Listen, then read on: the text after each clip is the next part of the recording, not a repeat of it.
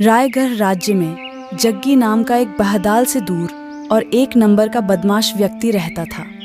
जग्गी हमेशा किसी गरीब का भोजन छीन लेता तो किसी के पैसे छीन लेता। राजा विक्रम जग्गी की हरकतों से बहुत परेशान था, लेकिन जग्गी हमेशा राजा की दयालुता का फायदा उठाकर बच निकल जाता। एक दिन जग्गी एक पेड़ डीएच के नीचे आराम कर रहा था कि तभी उसने देखा गांव के मुखिया सुखिया चाचा बड़े सज धज कर राजमहल की ओर जा रहे थे। अरे, इतना सज धज कर कहां जा रहे हो मुखिया जी? क्या राजमहल में कोई दावत वगैरह है क्या? जग्गी की बात सुनकर गांव का मुखिया जग्गी के पास आकर बोला, मुखिया, बिल्कुल सही कहा तुमने। जग्गी, क्या तुम्हें नहीं मालूम राजा विक्रम ने आज पूरे गांव को अपने राजमहल में दावत दी है? किस खुशी में? यहां तक मेरी जानकारी है तो आज तो राजा का कोई जन्मदिन भी नहीं है। हाँ, लेकिन आज उनका पुत्र 10 साल का हो गया है। इसी वजह से उन्होंने सारे गांव के लोगों को दावत दी है। 10 साल का हो गया है? भला उसके 10 के होने से पूरे गांव की दावत का क्या संबंध है? दरअसल पंडित जी ने राजा विक्रम से ऐसा करने के लिए बोला है। उन्होंने कहा है कि अगर वो ऐसा करेंगे तो उससे उनकी प्रजा और ज्यादा सुखी रहेगी। और तुम तो जानते ही हो कि राजा विक्रम कितने दयालु हैं और अपनी प्रजा के लिए वो कितनी चिंता करते हैं। फिर तो काफी अच्छे अच्छे पकवान भी बने होंगे। ये भी कोई कहने की बात है जग्गी। अरे, राजा के घर पर दावत है भैया, तो जाहिर सी बात है एक से एक अच्छे पकवान बने होंगे। तो फिर तो अच्छी बात है मुखिया जी। आप चलिए, मैं भी तैयार होकर कुछ ही देर में राजमहल पहुंचता हूं। हाँ। जग्गी की बात सुनकर मुखिया जोर जोर से हंसता हुआ बोला, लगता है तुझे किसी ने अभी तक ये नहीं बताया जग्गी कि राजा विक्रम ने सबको दावत दी है सिवाय तेरे। क्या मतलब? मुखिया, मतलब ये है कि राजा विक्रम के साफ साफ आदेश हैं कि आज के दिन जगदीश ताजमहल के आसपास भी ना दिख जाए, नहीं तो उसकी खैर नहीं। ये तो राजा की बहुत ज्यादा गलत बात है। मुखिया जी, क्या मैं इस गांव का व्यक्ति नहीं हूं? वैसे तो तुम्हारा राजा बद्धा दयालु बना फिरता है। दयालु राजा वही होता है जो अपनी प्रजा को एक समान समझता है। मत भूलना जग्गी कि उसकी दयालुता की वजह से तुम आज तक बचते आए हो, वरना अगर तुम किसी दूसरे राज्य में रह रहे होते तो वहां का राजा कब का तुम्हें फांसी पर छड़ा चुका होता। और सुनो, मेरी बात को मजाक मत समझना भैया। राजमहल की ओर भटक कर भी मत जाना, बता रहा हूं। मुखिया की बात सुनकर जग्गी के चेहरे पर क्रोध झलकने लगा। देखना मुखिया जी, जिस दिन मैं राजा बनूंगा उस दिन मैं किसी के साथ ऐसा व्यवहार नहीं करूंगा। राजा और तुम हैं। लगता है तुम दिन में भी सपने देखने लगे हो जगी। अरे, तुम्हारे जैसे मक्कार और चोर कभी राजा नहीं बनते भैया। ये हसरत अपने दिल में ही रखना। अगर राजा को पता चल गया तो आजीवन तुम्हें कारागार में डाल देगा। इतना कहकर मुखिया जग्गी का मजाक उड़ाते हुए और जोर जोर से हंसते हुए वहां से चला गया। जग्गी गुस्से से बदबदाता हुआ अपने आप से बोला,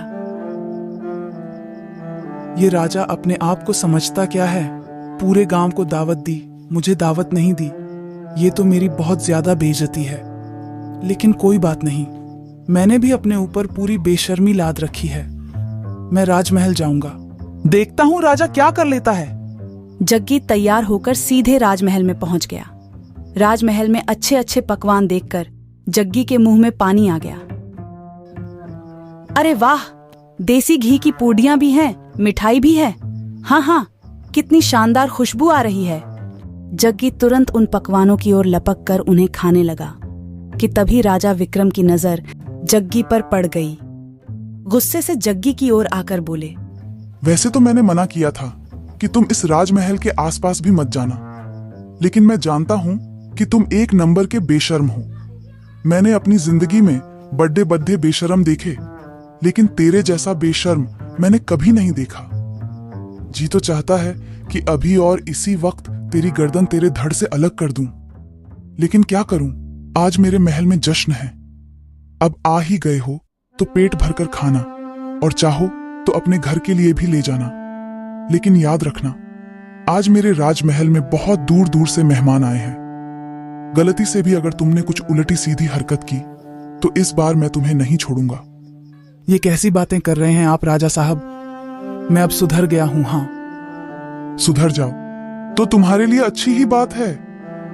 इतना कहकर राजा विक्रम वहां से गुस्से से चला गया। जग्गी पकवान का मजा लेने लगा कि तभी जग्गी की नजर राजा के बेटे आदित्य पर पड़ गई, जो कि एक सोने के कंगन से खेल रहा था। जग्गी के खुराफाती दिमाग में तुरंत एक योजना दौड़ने लगी और बड़बड़ाते हुए बोला, अरे वाह, ये तो बहुत भारी और बद्दा कीमती सोने का कंगन लगता है। अगर मैंने इसे चुराकर बाजार में बेच दिया तो मेरा तो 10 साल के खाने का प्रबंध हो जाएगा। फिर चोरी करने की जरूरत ही नहीं है। हाँ। जग्गी मुस्कुराते हुए राजा के बेटे आदित्य के पास जाकर बोला, छे राजा के बेटे होकर नकली सोने के कंगन के साथ खेल रहे हो? तुम्हें तो असली सोने के कंगन के साथ खेलना चाहिए। ये असली सोना है, पिताजी ने मुझे दिया है। यकीन नहीं आता तो इसे छू कर देख लो। लाओ, दिखाओ तो मुझे। आदित्य ने वो कंगन जग्गी के हाथ में पकड़ दिया। अरे नहीं नहीं राजकुमार, यह नकली है। इसमें तो सोने का पानी फिर रहा है। अगर तुम्हें यकीन ना हो तो तुम जाकर अपने पिताजी से पूछ लो। जग्गी की बात सुनकर भोला भाला राजकुमार सोच में पड़ गया। ठीक है, मैं पिताजी से पूछ कर आता हूं। इतना कहकर राजकुमार वहां से दौड़ता हुआ चला गया और जग्गी इधर उधर देखकर वहां से खामोशी से निकल गया। राजकुमार को खाली हाथ देख राजा विक्रम ने राजकुमार से पूछा, तुम्हारे हाथ में शाही सोने का कंगन था, वो कहाँ है बेटा? राजकुमार ने सारी बात विक्रम को बता दी। राजकुमार की बात सुनते ही राजा विक्रम समझ गया कि ये सब जग्गी की ही करामात है। राजा विक्रम गुस्से से बोला, बस बहुत हो गया, आज तो उसने हद पार कर दी। राजकुमार को बेवकूफ बनाकर सोने का कंगन चुरा कर ले गया। सैनिकों को बुलाओ। कुछ ही देर में राजा के सैनिक सिर झुकाए खड़े थे।